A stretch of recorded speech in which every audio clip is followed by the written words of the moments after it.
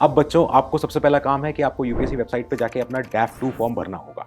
अब डैफ 2 फॉर्म भरते हुए कुछ गलती ना हो जाए, जिन बच्चों को डैफ 2 भी भरना है, तो उनसे हम क्या-क्या एक्सपेक्ट करें कि वो क्या-क्या इसमें फॉर्म में अपना डिटेल्स कैसे फिलअप करें और डैफ 2 के लिए फिर वो कैसे इंटरव्यू के लिए प्रिपेयर हों। ये डैफ 2 है बेटा, ये आपका ऐसा होता होगा जब भी आप भरोगे इसको। हमने इसमें पर्सनल डिटेल्स ओमिट कर दी हैं। आप अपना जब डैफ 2 भरें तो उसमें आप ध्यान करना कि नमस्कार दोस्तों, जय हिंद, स्वागत है पीडब्ल्यू ओनली आईएएस पे। इस बार मेंस का रिजल्ट आ चुका है। जो बच्चों का सिलेक्शन हुआ है, बहुत बहुत बधाई आपको। अब बच्चों आपको सबसे पहला काम है कि आपको यूपीएससी वेबसाइट पे जाके अपना डैफ 2 फॉर्म भरना होगा। अब डैफ 2 फॉर्म भरते हुए कुछ गलती ना हो जाए। डैफ 1 आप भर चुके हो तो ऑफकोर्स आपको एक्सपीरियंस तो है ही है। इसके साथ ही हमारे साथ आज सर जुड़े हैं अगेन। और अभिनंदन sir, thank you very much for coming again. आपका समय लेने के लिए सर हम thank you very much sir. Sir हम डैफ 2 बच्चों के लिए हम बात करेंगे, जिन बच्चों को डैफ 2 भी भरना है, तो उनसे हम क्या-क्या एक्सपेक्ट करें कि वो क्या-क्या इसमें फॉर्म में अपना डिटेल्स कैसे फिलअप करें और डैफ 2 के लिए फिर वो कैसे इंटरव्यू के लिए प्रिपेयर हों। तो सर एक-एक करके हम इस डैफ 2 को, ये डैफ 2 है बेटा, ये आपका ऐसा होता होगा जब भी आप भरोगे इसको। हमने इसमें पर्सनल डिटेल्स ओमिट कर दी हैं। आप अपना जब डैफ 2 भरें तो उसमें आप ध्यान करना कि आपका कई सारे पेजेस होंगे इसमें। आप इसको प्रिंट आउट लोगे, इसका आप इसका लेके जाओगे। एनीवे, सो सर ये यूपीएससी की वेबसाइट से ही मिलता है जी जब मेंस का रिजल्ट आ जाता है। उसके बाद बच्चे फिर अपना डैफ 2 अपना फॉर्म वहां जाके लॉग इन करके अपना भरना शुरू करते हैं। जी अब इसमें सर सबसे पहले तो ऊपर ही ऊपर आपका सारा रजिस्टर्ड जो आपकी आईडी जनरेट होती है, जो प्रीलिम्स के समय की वो आईडी है, रोल नंबर मिलता है, फिर नेम, अपना सारी चीजें, पर्सनल डिटेल्स। सो इसके बाद सर हमारा कुछ पर्सनल डिटेल पहले हमसे मांगी जाती है। हमारे माता पिता का नाम, हमारा, हम कहाँ से हैं, हम क्या हैं। तो इसमें सर सबसे जो ऊपर की चीज है जो मुझे दिख रही है ऊपर ऊपर, फादर्स प्रोफेशन, यहीं से शुरू करते हैं सर, क्योंकि ये एक जो एक बहुत ही पर्सनल आ रहा है क्वेश्चन। जरूरी भी है क्योंकि यूपीएससी को आपको वेट करना है बाद में। जी सो अब इसमें सर हम क्या मतलब फादर के प्रोफेशन को हम किस तरीके से देख रहे हैं यूपीएससी के एंगल से। देखिए, सबसे पहले फादर का प्रोफेशन एंड इंक्लूडिंग आपका जो पर्सनल इन्फॉर्मेशन है, विच इंक्लूड्स आपका नाम, आपके नाम का मतलब, आपका नाम। शायद कई बार ये भी पूछा जा सकता है कि आपका नाम ऐसा क्यों रखा गया। तो जैसे कई बार यूपीएससी के इंटरव्यू में तो नहीं, लेकिन एसएसबी में मुझसे पूछा गया था कि आपका नाम अभिनंदन है, जो कि क्वाइट यूनिक है फॉर अ सिख नेम। तो ऐसा सवाल पूछा जा सकता है। ओके तो आपको नाम का बेसिक, आपका अर्थ पता होना चाहिए, घर वालों का बेसिक इन्फॉर्मेशन। और जो आपका सवाल कि फादर एंड मदर का जो प्रोफेशन है, उसके बारे में आपको बेसिक जानकारी ये होना ज़रूरी है कि उनका जॉब प्रोफाइल क्या है, वो किस डिपार्टमेंट में है, अगर वो किस डिपार्टमेंट में, वो किस मिनिस्ट्री के अंडर आता है, उनका जनरल वर्क प्रोफाइल कैसा रहता है। इसमें आपको ये भी पूछा जा सकता है कि आपके जो पेरेंट्स हैं वो वर्क लाइफ और अपना जो पर्सनल लाइफ है उसको कैसे बैलेंस करते हैं। करेक्ट। क्या आपको जब आप छोटे थे या अभी वो आपको ड्यू टाइम और तवज्जो दे पाए हैं, ऐसे सवाल पूछे जा सकते हैं। बिल्कुल। तो इसलिए आपको इन चीज़ों का बेसिक इन्फॉर्मेशन होना चाहिए। यदि आपको अपने पेरेंट्स के जॉब प्रोफाइल के बारे में अभी नहीं पता है, आप भर दीजिए और उसके बाद अपने पेरेंट्स से डिस्कशन करिए कि आप एक्चुअली किस फील्ड में हैं, क्या करते हैं, क्या क्या आपका काम है। तो एटलीस्ट मोटा मोटा आप समझ लेंगे तो आप एटलीस्ट 30 सेकेंड, 1 मिनट जवाब दे पाएंगे। मेक सेंस जी। तो सर इसमें अगर गवर्नमेंट जॉब में फादर नहीं है, फादर अपना प्राइवेट बिजनेस करते हैं या प्राइवेट किसी और फर्म में नौकरी करते हैं कहीं पे, सो क्या उसका कोई एडवांटेज डिसएडवांटेज ऐसा हो सकता है, ऐसा कोई बच्चा अज्यूम कर ले तो? इसमें एडवांटेज डिसएडवांटेज की कोई बात नहीं है। It is just a fact. आपके जो पेरेंट्स हैं वो प्राइवेट में हैं या सेल्फ एम्प्लॉयड हैं, बिजनेसमैन हैं, एंटरप्रेन्योर हैं, या जैसे आपकी मदर्स जो हैं they are home makers, that's totally fine. आपको उस चीज पे जज नहीं करा जाएगा, आपको इस चीज पे जज करा जाएगा कि उनके बारे में आपको कितनी जानकारी है। आप अगर सवाल पूछा जाता है कि सपोज आपकी माता जी हैं वो होम मेकर हैं, तो आपको पूछा जा सकता है वुमेन इक्वालिटी के संबंधित आपको सवाल पूछा जा सकता है। तो उन चीज़ों पे आपका ज़्यादा ध्यान होना चाहिए, रादर देन आपको इस चीज़ का कोई एडवांटेज या डिसएडवांटेज मुझे नज़र नहीं आता कि जो आपके फादर या मदर के प्रोफेशन के कारण आपको हो सकता है। ओके ये तो बहुत इंपॉर्टेंट था बच्चों को क्लैरिफाई करना। डोंट हैव दिस, ये ऐसा र्यूमर मत फैलाइए कि एडवांटेज मिलता है अगर सर्विस में आपके फादर हैं या कोई और मदर है। तो इसमें एक चीज़ मैं ऐड करना चाहूँगा कि सपोज आपके पेरेंट्स ऑलरेडी सिविल सर्वेंट हैं, तो फिर शायद आपसे एक better degree of behaviour and expectation हो जाएगा कि आप एक प्रिविलेज्ड बैकग्राउंड से, प्रिविलेज्ड अपब्रिंगिंग से आते हैं। सपोज आपके पेरेंट्स ऑलरेडी सिविल सर्विसेज में हैं, स्टेट सिविल सर्विसेज में हैं, या किसी अच्छी इंटरनेशनल किसी संस्था का हिस्सा हैं, तो उसका लॉजिकल आउटकम ये है कि you are privileged than most of the candidates जो अपीयर कर रहे हैं। तो आपकी अपब्रिंगिंग, तो वो आपकी अपब्रिंगिंग में झलकना चाहिए। राइट। तो उस चीज़ का भी आपको खास ध्यान रखना है। राइट सर, अब जो एक और जगह आ रही है कि हम कहाँ से बिलोंग करते हैं, हमारे फादर कहाँ से बिलोंग करते हैं और हमारा एड्रेस क्या है, हमारा जो डिटेल जो हमारा डोमिसाइल है उसके अराउंड सर यहाँ पे जितनी हम अपना डिटेल्स फर्निश कर रहे हैं, तो इसमें हमसे क्या एक्सपेक्ट किया जा सकता है कि हम अपने एरिया को अपने कैसे समझें? देखो, इसमें 2-3 चीज़ें हैं। कई बार हमारे लाइफ का कुछ profession, because of the parents का जो प्रोफेशन है, हो सकता है कि आप हमने मल्टीपल सिटीज़, मल्टीपल स्टेट्स में हमने एजुकेशन करी हो। अगर तो आपके डैफ में जो इन्फॉर्मेशन मांगी गई है उससे वो सामने झलक रहा है, तो देन ऑफ कोर्स जिस जिस एरिया का नाम आपके डैफ में मेंशन्ड है उस एरिया के बारे में आपको मेंशन करना पड़ेगा और आपको उस चीज़ के बारे में जानकारी भी होना ज़रूरी है।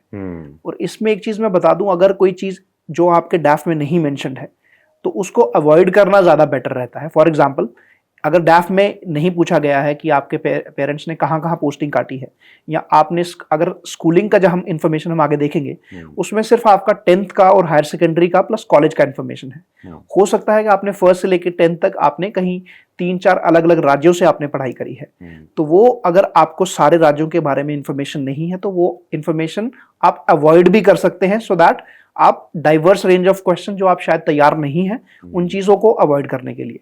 बट कहीं ना कहीं आपका डोमिसाइल, आपका स्टेट तो मेंशन्ड है, तो उस पर्टिकुलर स्टेट का, आपकी सिटी का लेटेस्ट क्या चल रहा है, थोड़ा बहुत हिस्टोरिकल बैकग्राउंड या करंट में जैसे जीआई टैग्स हैं या न्यूज़ में किसी कारण से रहा है तो उन चीज़ों के बारे में, या जैसे इलेक्शंस अगर हुई हैं रिसेंट तो उसमें क्या मेन मुद्दे रहे हैं, उन चीज़ों के बारे में आपको मेन थोड़ा बहुत जानकारी होना बहुत ज़रूरी है। राइट। ये तो एक्सपेक्टेशन भी है कि आप अपने जगह से जहाँ से हैं, so you should know the place where you belong to. Sir अगले इस पे पेज पे चलते हैं जहाँ पे इस कैंडिडेट ने जो मार्क किया है अपना, सर अपना एजुकेशन क्वालिफिकेशन बताए हुए हैं। तो यहाँ पे 10th और इक्विवेलेंट की मार्कशीट तो हम लेके जाते हैं उसका अपना जेरोक्स भी और ओरिजिनल कॉपी भी। तो 10th और 12th और इक्विवेलेंट और बीटेक इन्होंने यहाँ पे डाला है अपना। क्या सर इसका एजुकेशन क्वालिफिकेशन का बहुत इम्पैक्ट पड़ेगा इंटरव्यू पे? कोई क्वेश्चन अगर बहुत आ जाए आउट ऑफ नोवेयर? देखिए, आउट ऑफ नोवेयर तो क्वेश्चन नहीं आएगा। इंटरव्यू में एक चीज़ जो सबसे अच्छी चीज़ है कि मोस्ट ऑफ द क्वेश्चंस सिर्फ 2 ही चीज़ों से आएंगे। एक, जो आपने डिटेल्ड एप्लीकेशन फॉर्म जो कि डैफ है उसमें जो इन्फॉर्मेशन भरी है, इसके अलावा यदि कोई पूछा जाता है वो आएगा करंट अफेयर से। ब्रॉडली यही 2 थीम्स होंगे मोस्ट ऑफ द क्वेश्चंस, जो मेरा एक्सपीरियंस कहता है। तो आपने एजुकेशनल बैकग्राउंड की बात करी, तो एजुकेशन से रिलेटेड आपको सवाल ये पूछा जा सकता है कि आपने जैसे ग्रेजुएशन में फॉर एग्जाम्पल अगर आपका टेक्निकल बैकग्राउंड है तो उसके बाद सपोज आपने आईआईटी से डिग्री करी है, तो उसके बाद आपने लॉजिकली अगर आईआईटी से डिग्री करी है तो you should have become an engineer, why civil services? तो उस चीज का आपके पास जवाब होना बहुत जरूरी है। Make sense. इसके साथ दूसरा सवाल ये हो सकता है कि सपोज आपका टेक्निकल बैकग्राउंड है, आपने मैथमेटिक्स में बीएससी करी है या फिर आपने इंजीनियरिंग करी है पर्टिकुलर सब्जेक्ट से, सिविल में, मैकेनिकल में, लेकिन आप यूपीएससी में जो ऑप्शनल है वो आपने कोई आर्ट्स का चुना है, सोशियोलॉजी चुना है, फिलोसफी चुना है, पब्लिक एडमिनिस्ट्रेशन चुना है, तो उसको जस्टिफाई करना शायद आपको सवाल पूछा जा सकता है कि इतने अच्छे कॉलेज से या फिर आपकी टेक्निकल डिग्री होने के बावजूद आपने अपना, या लॉ ग्रेजुएट होने के बावजूद आपने लॉ का सब्जेक्ट क्यों नहीं लिया। तो उस चीज, इसमें एक चीज बताना मैं चाहूंगा, इसमें सही गलत कुछ नहीं है। इसमें एज लॉन्ग एज आप उनको जस्टिफाई कर पाए एक वैलिड रीजन से, तो you are good to go. इसमें कोई जज करने वाली बात नहीं है कि आपने ऐसा क्यों कर लिया। It is a decision that you have taken, अभी उसकी जस्टिफिकेशन आपको देनी है कि क्यों करा है। अगर वो सेटिस्फैक्टरी है तो that is the need of the interview. बिल्कुल, सबसे बेस्ट है ये। फिर सर हायर एजुकेशन अगर कोई और व्यक्ति करता है जो पीजी करते हैं, अपने पीएचडी करते हैं, तो क्या उनका भी इम्पैक्ट अलग पड़ता है? उनसे यही है, जैसे पीजी अगर करी है तो उन पर्टिकुलर, जैसे हो सकता है कि जैसे हमने पहले भी बात करी, जो हमारे पैनलिस्ट हैं उनको बहुत सारा एक्सपीरियंस है, हो सकता है उनमें से कुछ एकेडमिशियंस हों, जो यूनिवर्सिटी के प्रोफेसर्स हों, और अगर वो उसी सब्जेक्ट से प्रोफेसर निकल आते हैं तो आपको हो सकता है कि आपने जो पीजी में पढ़ा है और उसके बियॉन्ड भी आपको सवाल पूछे जाएं। तो यदि आपका एक स्पेशलाइजेशन है तो उसका ये मानना चाहिए हमें, और थोड़ा सा एक्सपेक्टेशन भी रहता है कि उस स्पेशलाइजेशन के बारे में हमें बेसिक जानकारी होना बहुत जरूरी है। कोर फिलोसफी आपको पता हो, जो भी आपने सब्जेक्ट पढ़े हैं। ये तो हमारी एजुकेशन बैकग्राउंड की बात हो गई सर।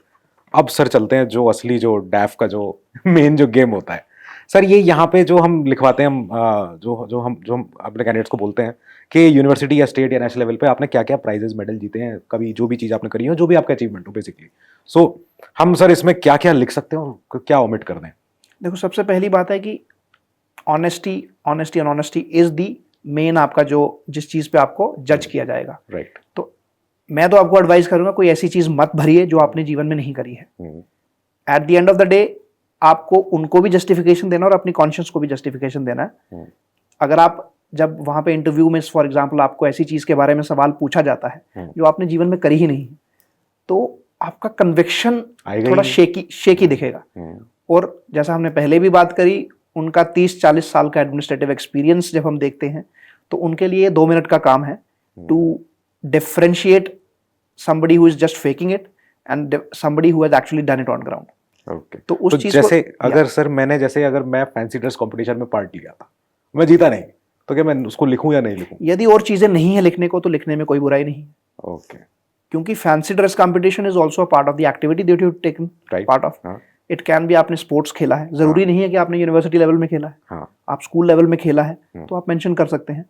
लेकिन जो भी वर्ड आप यहाँ पे लिखते हैं, ये जो खासकर ये वाला जो अभी हम कॉलम पढ़ रहे हैं, इस पे एक एक शब्द जो आप लिखेंगे उसमें आपको एटलीस्ट बेसिक कमांड होना बहुत जरूरी है।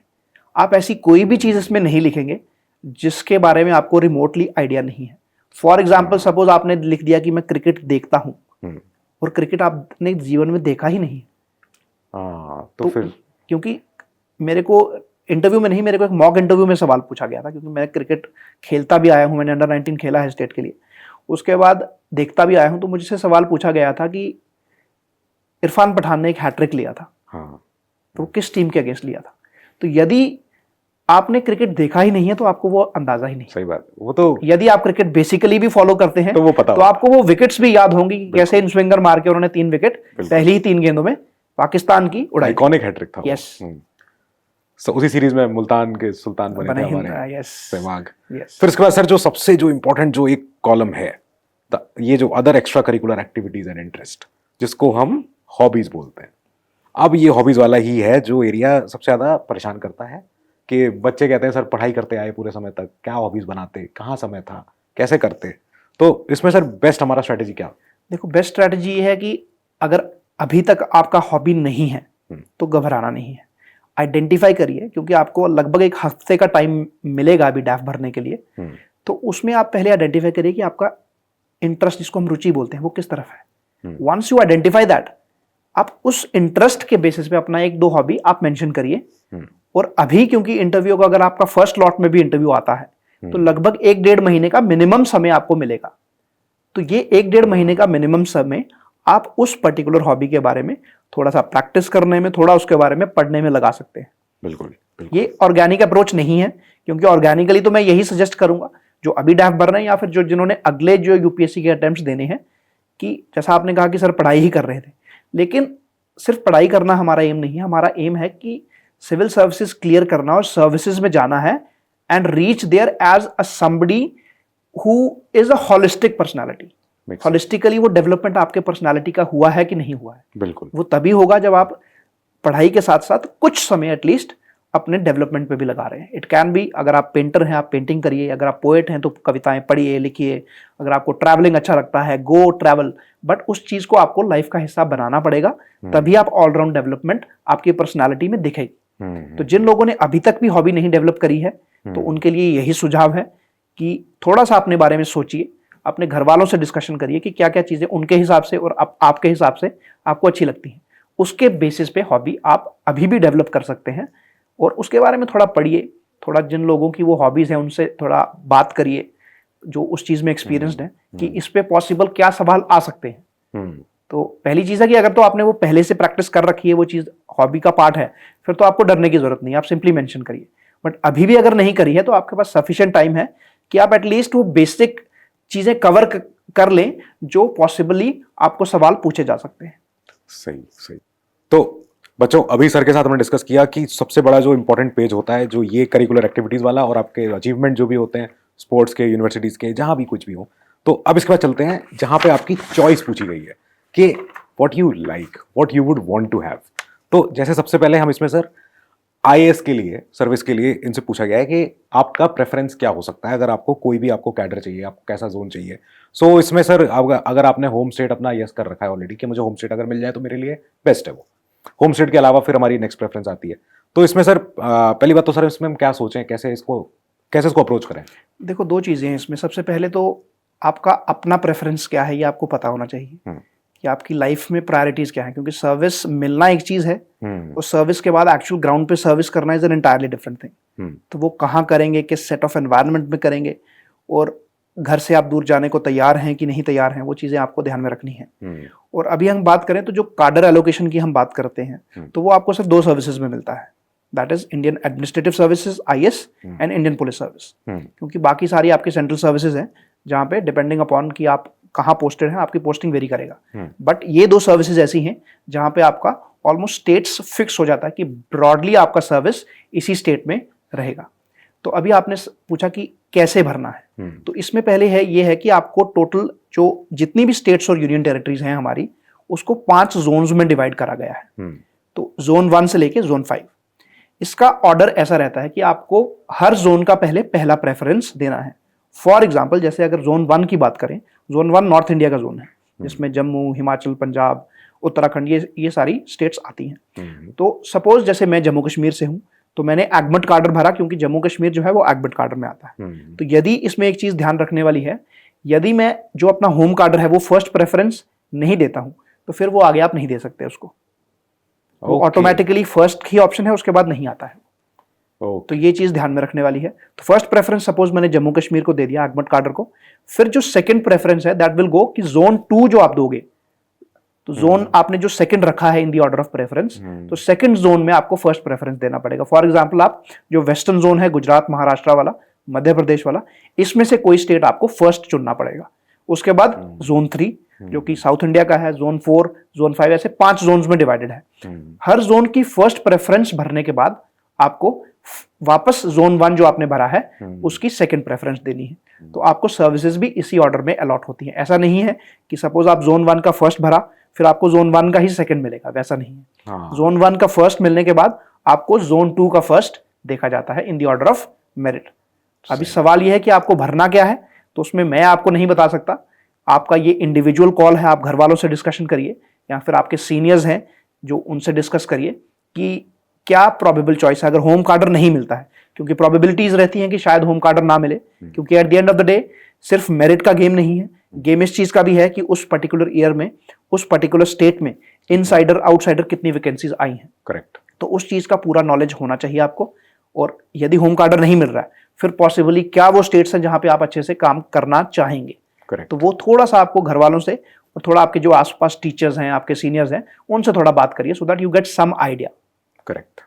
ऐसे ही sir same goes for IPS also? IPS का भी सेम चीज है, तो एग्जैक्टली सेम प्रोसेस रहता है। तो अगेन आपको डिस्कस करके पता करना पड़ेगा।